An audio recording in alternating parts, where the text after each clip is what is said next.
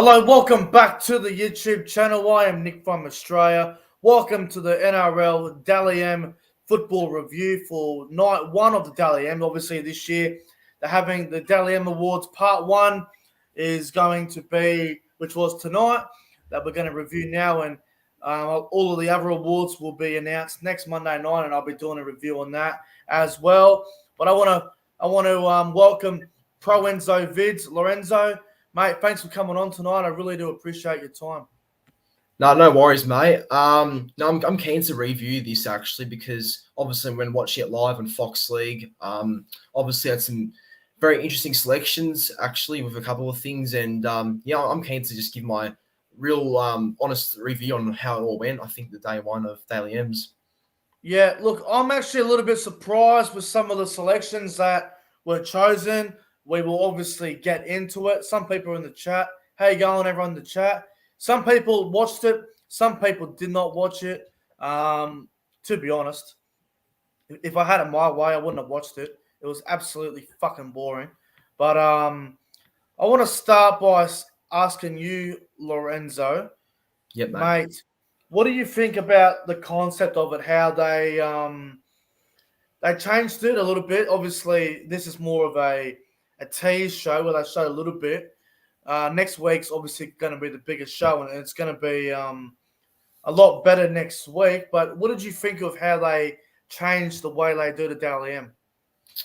I didn't like it. I think it's very wrong. I think it just didn't look professional because this is such a big thing, the Daily M Awards night. It's like it's a very big thing in the NRL calendar, and to have it how it was presented tonight was a bit wrong in my opinion. It wasn't normal at all. I just think that they should have, like you were telling me before, like should have it like a hall at Suncorp Stadium or something, like have that some sort of setup like that. I think it's just having to interview the players from their Sunshine Coast, Brisbane, or Gold Coast hub. It's a bit silly, I think. Just having to call them through the Fox League, whatever FaceTime thing to interview them about winning their award. I don't think it's normal. I think that was not right in my opinion. Yeah, look, personally, obviously we spoke about this in the green room before we came onto air, and I think they are better off just sticking with the one night show. I don't think having it, trying to work it out in a 2-week period, it just doesn't work. It clearly doesn't work, and there was barely any awards that were announced tonight. I thought that the rest of the Daily M was tomorrow night, but it's actually next Monday night, the week of the grand final. I'm not really a big fan of it going for a 2-week period. I think it would have been a lot better just to have it all at the one venue at Suncorp Stadium at night time where, if they're so worried about people not social distancing, they could have had them all spread out on the ground, and it just would have been a lot easier. But anyway, it is what it is. I'm not a fan of it. You aren't a fan of it either. But let's get in to some of the awards and the nominees that have been announced. So we'll start with the Coach of the Year. The 5 nominees for the Coach of the Year have been announced, and it's no surprise. I think this is the list that was probably expected to happen, but a few of these decisions I'm not really a fan of. So the Coach of the Year nominees, you had Craig Bellamy, Ivan Cleary, Wayne Bennett, Des Hasler, and Trent Robinson. Basically the top 5 teams that finished from 1 to 5 on the NRL ladder. Coach of the Year nominees, I want to ask you, Lorenzo, do you think any coach was unlucky to not be a nominee? No, I don't think so. I think that top 5 right there is the right one. I think that's pretty much as per expected by many people. I think that's a fair top 5, having Desi, Bennett, Bellamy, Robinson, and Cleary all there. I think that's the right list in my opinion. Yeah, look, I'm going to disagree. I think there were teams this year that really surprised everyone, and I think some of those coaches deserve a bit of praise. Like I think Adam O'Brien, his second year as head coach of the Newcastle Knights, he got them to the finals again. Ever since Adam O'Brien has taken over as head coach in the NRL, he has a 100% record on getting that team to the finals. So I think Adam O'Brien's a little bit hard done by. I think Justin Holbrook probably should have been someone considered. I think they're two guys, they got their teams to the top 8. Yeah, they didn't go anywhere, but they got them there, which was a great effort. I think they're probably two coaches from mine that were a little bit unlucky. I know Des Hasler has done a great job at the Seagulls this year, but has it really been Des Hasler turning it around, or has it been Tom Trbojevic? I mean, I guess everyone's got their own opinion on that, but at the start of the year, after the first 4 rounds, everyone wanted Des Hasler's head on a plate, and then when Manly started going well again, they were praising Tom, and then I started praising Des again, and I'm going, hold on. You wanted his head on a plate 2 months ago. Now you're calling him for Coach of the Year. I mean, what's the go here?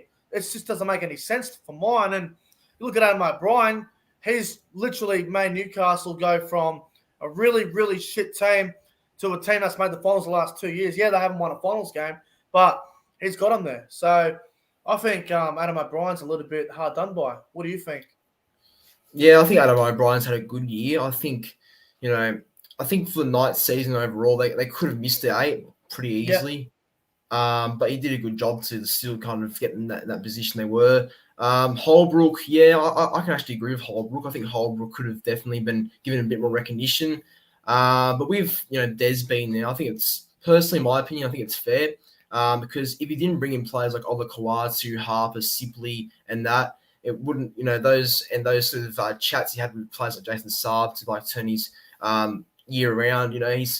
I think behind the scenes, Des worked really hard with many of the players. Of course, Tom's going to be at the front of it all, but at the back of it all, it's always been Des. I think just how professional he is with the typical players, and just he's done it before. He's always got the best out of many players, and just the way he coaches. So I think he's done a good job to be still part of it. Look, I think we're going to disagree on the Des Hasler situation. I think Adam O'Brien should be in that list over Des. Look. All right, I'll ask you one more question on it before we move on. If Manly had to finish 7th or 8th, would Des Hasler be in this list? I think so, because, I can't think of any other team that finished or started the year 4 straight losses. Personally, I don't think Des Hasler would be here if Manly didn't make top 4. I think they would have went somewhere else, but I can see where you're coming from, bro. Yeah, fair enough. But understandable. Yeah. All right, so with the Coach of the Year nominees, who do you think will take it out next week? Who will be the Coach of the Year? I think it'll be Craig Bellamy. I think it just has to be him. I just think Storm had another great season. They've, been the most dominating team this year in 2021, and Bellamy's just, been fantastic yet again for the Storm behind the scenes in terms of how he gets the best out of his players and how professional he is. And yeah, it's going to be him who takes it out, I think. Yeah, I think Craig Bellamy will probably take out the Coach of the Year, but I think Trent Robinson will go very, very close. I think he will be very close. I think if the Roosters had made top 4, I think Robinson may potentially have got Coach of the Year, but I think, like you said, I think Bellamy will probably just edge it out. But I guess we'll have to wait and see what happens there next Monday night. But let's move on. Alex Johnson, he has won the 2021 Ken Irvine medal, top try scorer this year, 27 tries this year. Definitely a well-deserved achievement for Alex Johnson. Do you think Alex Johnson is one of the best try scorers that we've seen? He's won the Ken Irvine medal a couple of times now. Do you think it's a well-deserved year for Alex Johnson to win it once again? Yeah, I think so. I think, he's been consistent on that left edge again by always being there, scoring tries and etc. And I think he has to give credit to some of the men inside him, like, Cody Walker's obviously been providing him opportunities. Dane Gagai, another one. Yeah, Gagai, who's his centre partner and that. So, yeah, I think it's going to go down to those guys to get credit as well. But, Johnson's always been pretty consistent. He knows his way to the try line. He's been great again this year, and I think it's a very well-deserved award for him. Yeah, I agree. Alex Johnson, well-deserved. I think he'll go down as one of the greatest try-scoring wingers that the game has ever seen in its history. He's one of the greatest wingers in the competition. He's just a great try scorer. knows his job very, very well. Well done, Alex Johnson, on winning the Ken Irvine medal once again. Righto, your man Ruben Garrick. He is the top point scorer in the 2021 NRL season. He has scored 304 points in a season for a winger. He's a try scorer. He's a goal kicker. I think Ruben Garrick's had a great year, and I think he deserves to be the top point scorer. Lorenzo, what are your thoughts on it? Yeah, absolutely. I mean, compared to the year he had last year, it's been a massive turnaround by Ruben. He's been fantastic yet again. Of course, Tom has obviously really set him up with the majority of his tries, and so has Cherry Evans. But just like Johnson, he's been knows his way to the try line. He's always on his wing, and he's been fantastic this year. And I think it's great to see him get that sort of recognition he does deserve that for the year he has had in 2021. And look, I think the Bulldogs scored about 340 points this year, whereas Garrick scored 304 in total. So it wasn't far off to outpoint or outscore, I should say, the whole Bulldogs team. So that's very, very special there. So credit to Gazza on that one. Yeah, I think Ruben Garrick's had an incredible season. Obviously, scoring a lot of tries on the back of Tom Trbojevic and Kieran Foran. Also, Josh Schuster as well. I want to give a mention. But, Ruben Garrick is, at the start of the year, if you had said Ruben Garrick will be the top point scorer, I would have said you're off your head, because everyone would have said, Adam Reynolds, Nathan Cleary, Jared Croker, all these sort of players. But for Ruben Garrick to win the top point scorer, I think it's well deserved. He's done very well. So well done to Ruben Garrick on the top point scorer this year. Righto. Let's move on to the next part here. Andrew Abdo. He was carrying on for a very long time. Personally, I'm not even going to get into it. He was just bragging on and on about the sacrifices that everyone's made this year. Look, we all know everyone's done a great job going to Queensland this year. So blah blah blah. We don't need to talk about that because it's absolutely boring. Let's move on to the next part. So Cody Walker this year, he has got the most line break assists, 55 line break assists from Cody Walker this year. Apparently, it's now the all-time record in a NRL rugby league season. Wow. 55 line break assists in a year from Cody Walker. What are your thoughts on that? I believe it's incredible. Yeah, that you said perfectly there. That it is incredible.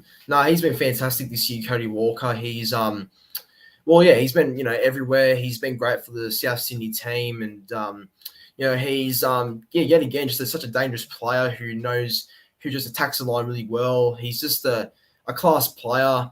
He's done really well to get to that award actually. So he's done really well, and I guess to break the record of scoring or getting 55 line break assists for the year, that's a great achievement for him and the club. So good on him. Yeah. I think Cody Walker is the best 5'8" in the competition, and I don't think it's even close. I think he's had an incredible season, and Cody Walker breaking the all-time record for most line break assists does not surprise me one bit.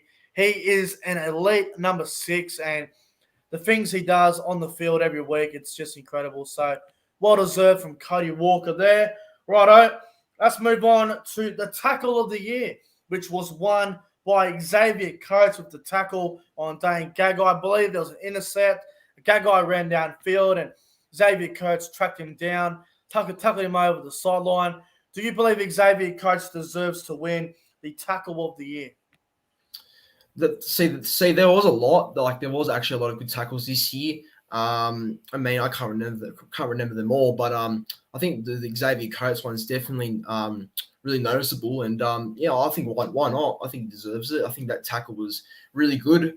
He could have easily, for him to be in that position, like many players in his position right there would have maybe given up on the chase. Not many people would have continued to go and chase Dane Gagai, but Xavier Coates trusted his speed and just kept them going with Dane Gagai, and eventually caught up to him on the brink of the try line. So that was a very good tackle, and I think that's well deserved actually. I mean, there's heaps of them, but that one definitely can go into the equation of being tackle of the year, that's for sure. Yeah, no, I think that's pretty much correct. I'm just trying to get some clarification on tackle of the year and hit of the year. Does it fall in the same category? I'm not too sure. I'd love to find out, but I wouldn't call that tackle of the year. I think it was a try-saving tackle of the year, but would you call that really the tackle of the year? I mean, see a Talakai from Cronulla put on some massive shots this year that were absolutely incredible. Got me out of my seat. So there's a lot of big shots this year of tackle of the year. I don't know if the Xavier Coates one should have been the tackle of the year. I think maybe try-saving tackle of the year, but I'd love to know if there's some clarification on that. But Xavier Coates, well-deserved to win that award, I think. So let's move on to the other one, which is one that I don't really want to talk about. It's the try of the year from your man, Tom Trbojevic from the Manly Seagulls in the final round of the season against the Cowboys, where Jake Granville kicked the ball downfield. Gary got the ball. Before the ball ran down, he beat a few players, beat Kyle Fell, runs down the field, passes the ball to Daly Cherry Evans. He's away, outruns that big tubby slob, Cohen Hess, kicks the ball back on the inside. Turbo scores. Try of the year. Personally, I think the one where he beat the Cowboys players, about 10, 12 of them was the better try, but I'm okay with this being try of the year, mate. What are your thoughts on this being the try of the year from Tommy Turbo?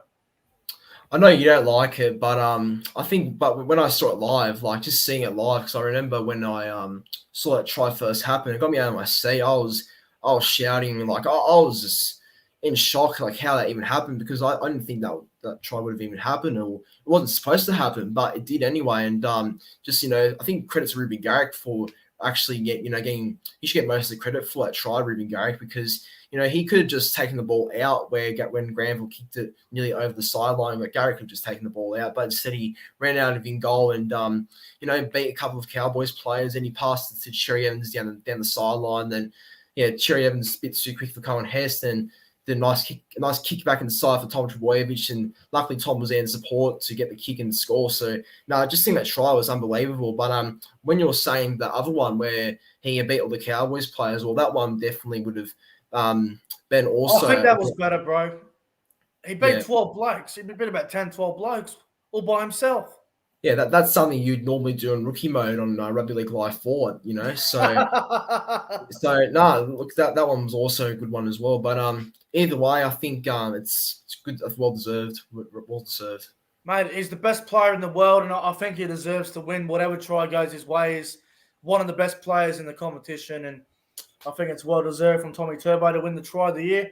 Righto, now the other award, the VB Hard-Earned Player of the Year, that went to the Parramatta Eels forward Isaiah Papali'i. Now, is this a well-deserved accomplishment from Isaiah Papali'i, or do you think there's someone else that could have won this? I could say that there is a couple of players that could have came to mind about winning that award. I mean, he tries his harder every week, and he's also always been tough. There's Jake Trbojevic, always gives it a go, and those sort of players. But look, Isaiah Papali'i, I think it's fair. I mean, he definitely had a competition to win it. I think there's there's other players that could have easily got it as well. But I think Papali'i's had an awesome year. He could have been playing reserve grade, could have been stuck there for the whole of this year. But luckily enough, he got the opportunity. And Brad Arthur gave it to him, and he's really excelled, hasn't he? He's been fantastic, and it's good to see him just really find himself in first grade, because he's always been that sort of fringe first grader who's been in and out of first grade. He's only come in when there's been an injury, but now he's a consistent first grader. He's found his feet, and he's done a good job. So I think, it's done really well to get there, I think. I think Isaiah Papali'i definitely deserves to win the award, but someone that I think would have went very, very close, who I think has been one of the VB Hard-Earned Player of the Year, and I think Jared Waerea-Hargreaves would have went very close. I think the Roosters this year, considering the circumstances, all the injuries and all that, I think Jared Waerea-Hargreaves, he's worked his absolute backside off for the Roosters all year, and he's probably in the top 3 front rows in the game. And I know Papali'i's been probably one of the buyers of the year, and it's well deserved. But I think Jared Waerea-Hargreaves, for mine, I probably would have given it to Jared Hargraves, but I have absolutely no problem with Isaiah Papali'i winning the VB hard-earned player of the year. Now, before we get into the 5 players nominated for the Dally M, actually, you know what? Let's just get into that first. Righto. Yep. Lorenzo, the 5 players that are nominated for the Dally M award. Now, 4 of these guys are ones that I predicted. There's one surprise that I am still very surprised about. And as we know, the 5 players that are nominated for the Dally M are Nathan Cleary, Cody Walker, Tom Trbojevic, James Tedesco, and the massive surprise of them all, the Manly Seagulls and Queensland Maroons captain halfback, Daly Cherry Evans. Now, I have a problem with Daly Cherry Evans in this list. I know you're a Manly fan, and I know you may have a different opinion on this, but I have a big problem with Daly Cherry Evans in the top 5 for the Dally M. How can they have? Okay, let me just get this right by explaining this. How can you say, or how can the NRL have the Dally M, the top 5? How can you not have one Melbourne player in there? I know players, and I know the system is a pretty fucked up system, and we all know it should be changed, but Melbourne have dominated literally all season. How does Nicho Hynes or Jerome Hughes not make the top 5 for the Dally M, but Daly Cherry Evans does? I'm very surprised about this. I want to get your thoughts on it, Lorenzo. Does DC deserve to be in the top 5? Look, people are going to think I'm being biased if I say anything, but I'm not. I think Jerome Hughes deserves to be there instead, in my opinion. I think he's had the better year, and I think it has to be at least one Melbourne player in that top 5. But in saying that, and this is true as well, I mean, Cherry Evans has had a great year. He has been pretty good.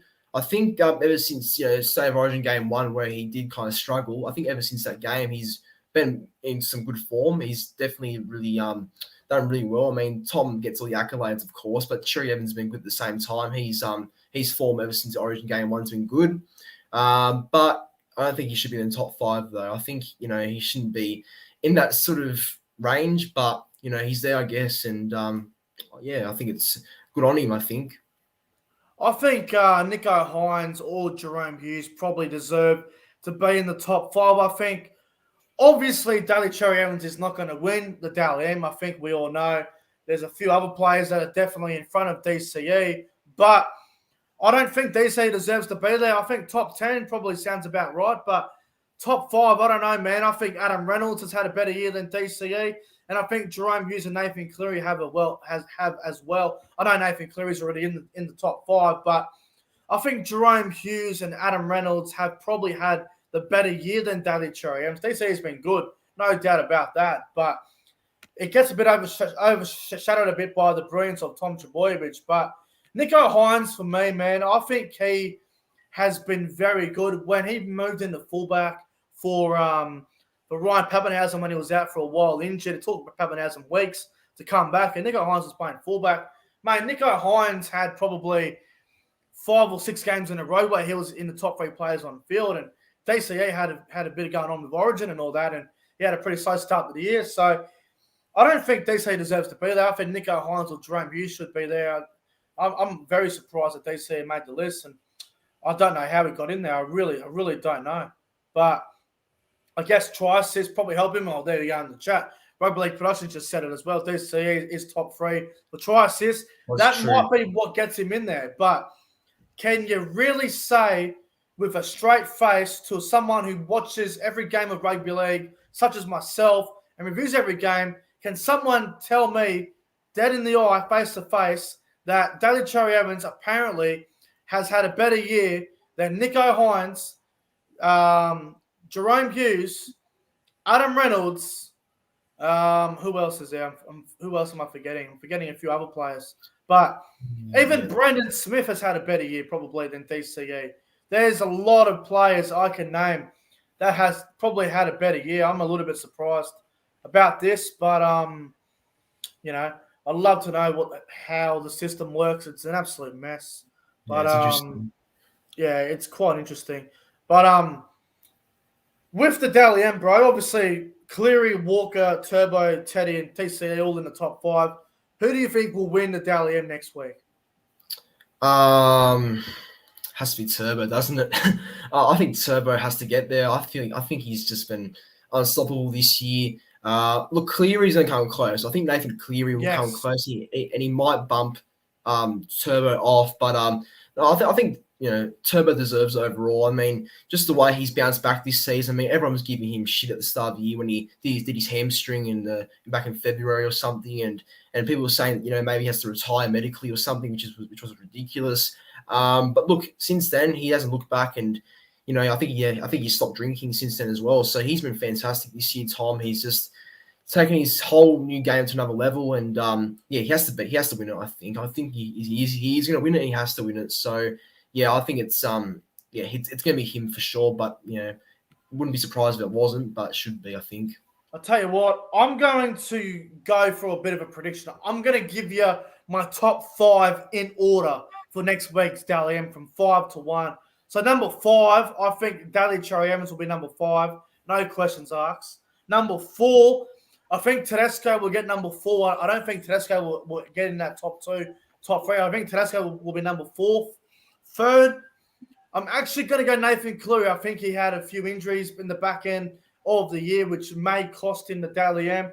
Number 2, I'm telling you, Cody Walker is going to be the dark horse. He is going to rack up plenty of points, especially the last couple of rounds. He was on fire.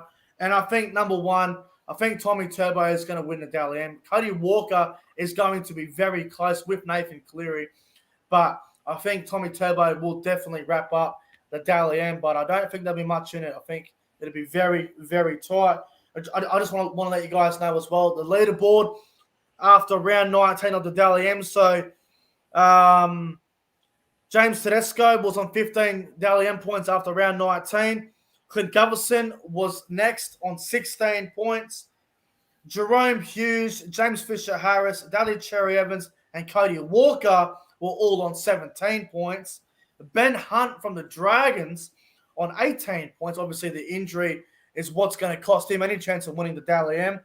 Then Roger Tuivasa-Sheck at number 21, and then I think he left early, so he's obviously gone from Dally M. And then Turbo on 23 points, Cleary on 24, and there was still about 4 or 5 rounds to go. So it's going to be very interesting to see who does take out the Dally M, but I'm going to go with Tommy Turbo along with you, Lorenzo. Mate, anything else to comment on from tonight's show? Anything that you would like to see change? I don't think having it for a 2-week period is good. I think they should just stick to the one night, bro.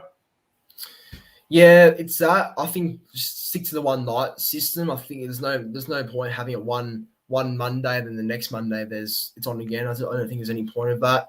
But another thing I will say is that I feel like look, obviously we can't do it because with the restrictions around, but I just wish maybe have all the players and their families there, whatever, in the same room or hall, like wherever it was held. I just think it looks better when they're all together pretty much, and that, because it's just a bit strange how they have to contact the player who won their award through a FaceTime thing through Fox League, and I wasn't really a big overall fan of that, but I guess when there's restrictions, there's not much you can really do. So hopefully it's better the next time, but I guess it's how it is, eh? Well, in Queensland, if you can have 20, 30,000 people allowed to go to the games, you can have people to go to the Dally M Awards. So they wanted to make a change. I think they have made a change, and I don't think many people are going to like it. But, Lorenzo, that might do it, bro. I think it's been a pretty good little review on the Dally M Awards for week 1. We'll obviously be doing the big one next Monday night when all the awards are announced with the Dally M and all that. But everyone go and check out ProEnzoVidz on YouTube. I'll leave a link in the description below. But thanks for coming on tonight, bro. And I look forward to your tipping video tomorrow afternoon. Yeah, cheers, mate. Looking forward to yours as well. Should be good. No worries, mate. Thank you. And thanks everyone in the chat. Have a great night, lads. And we'll see you guys in the next one. Have a good night.